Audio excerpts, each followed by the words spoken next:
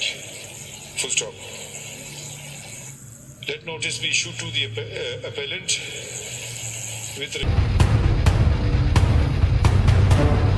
मारूफ वकील हैं नईम बुखारी, जो मशहूर हैं अपने तंज़ो मज़ा के हवाले से और पीटीआई के लिए भी काफ़ी अपना दिल रखते हैं। और वो वही वकील हैं जो पनामा लीक में पीटीआई की तरफ से केस लड़ रहे थे नवाज शरीफ के खिलाफ, और उन्होंने वो केस उड़ा के रख दिया था। आज उनकी मुलाकात हुई, आमना सामना हुआ चीफ जस्टिस काजी फाइज ईसा के सामने, तो वहाँ कुछ दिलचस्प सूरत हाल बनी जब वहाँ पर नईम बुखारी ने बरबला कहा कि मुझे हंसने की बीमारी है। उस पर चीफ जस्टिस और नईम बुखारी में हैरत अंगेज जुमलों का तबादला हुआ। आपको ये पूरी वीडियो में मनाजिर भी दिखाएंगे, लेकिन वही बात कि हमारा चैनल सब्सक्राइब करना मत भूलिएगा।